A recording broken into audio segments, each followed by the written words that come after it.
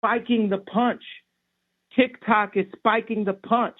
Disney is spiking the punch.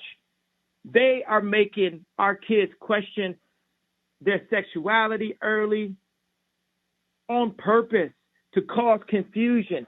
And that is part of this new war order that we're part of. We're already in World War III and don't even realize it.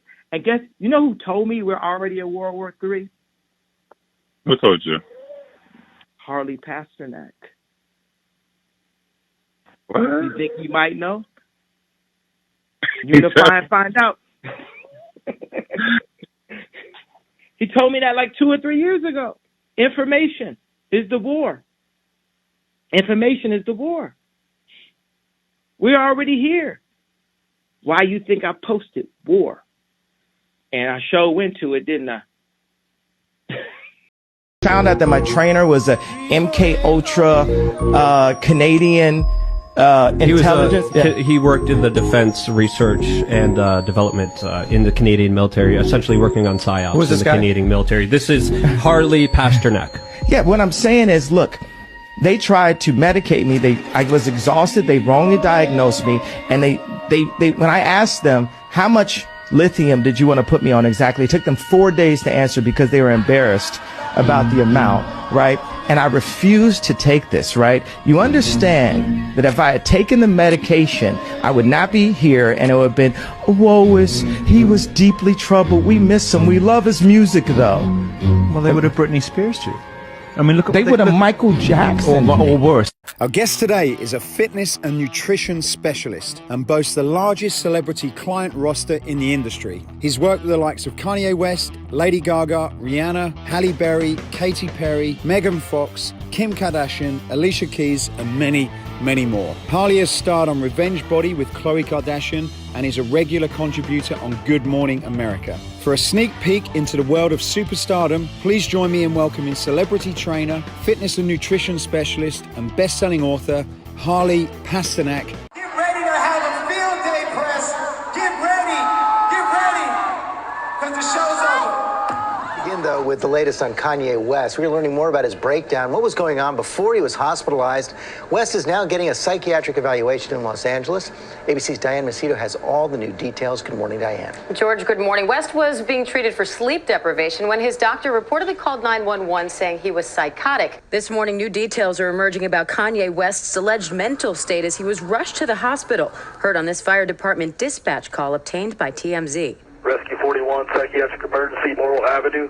The 911 call came in around 1:20 p.m. on Monday after West was reportedly acting erratically. Paramedics and the Los Angeles Fire Department rushed to the Hollywood home of his personal trainer, where, according to TMZ, officials spoke with West for 90 minutes before following protocol for a psychiatric patient, restraining him and taking him to UCLA Medical Center for an evaluation. I was working on my PhD on exercise physiology and nutrition, got recruited by the military to help run essentially the superhuman lab, this laboratory called the Defense and Civil Institute of Environmental Medicine. And the area that I was interested in was how drugs and food affect muscular performance.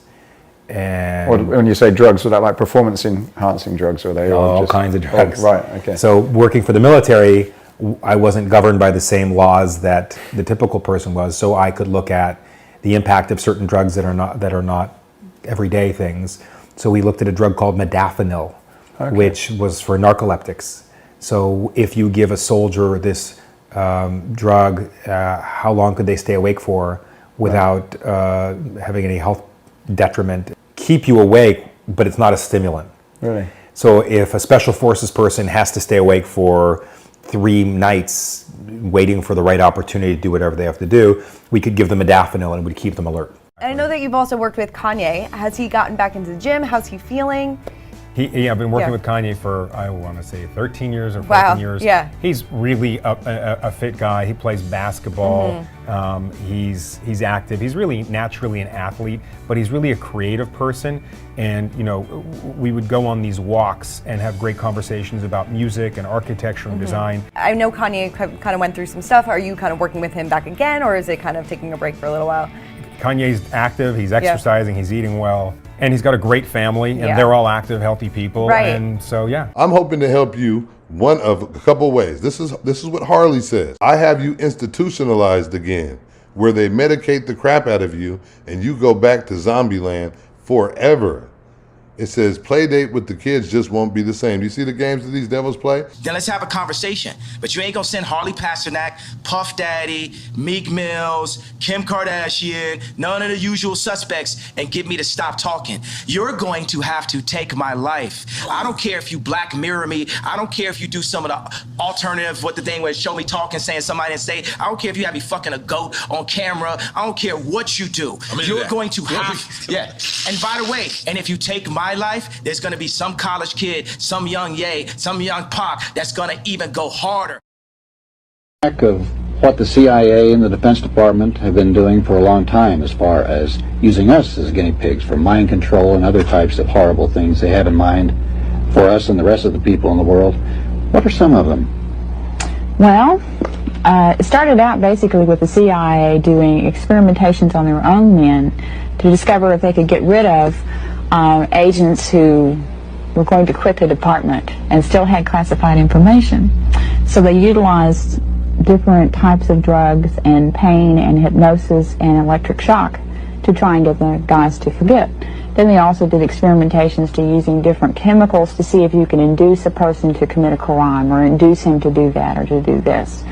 Of course, the CIA claimed that it didn't carry it through. The documentation we got was actually that they did that. Then we came across the overall project called MK Ultra.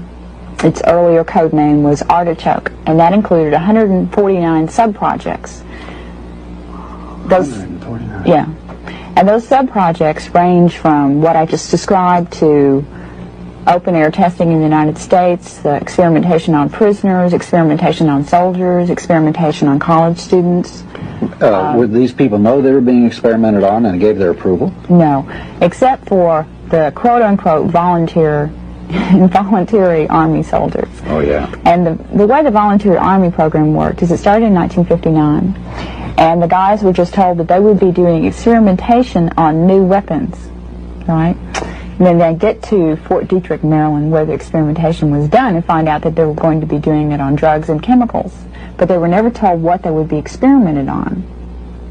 You know, they just knew that they went crazy for a couple of days or so forth and so on, and then years later have similar things to the guys who have had Agent Orange, because there's just one chemical that was used called BZ, and it's 100 times stronger than LSD. It's a very gross drug that causes a person to totally go out of his head for at least 12 hours, sometimes up to 2 to 3 weeks, where he doesn't even know where he is or who he is. Are there residual effects to BZ? Yes.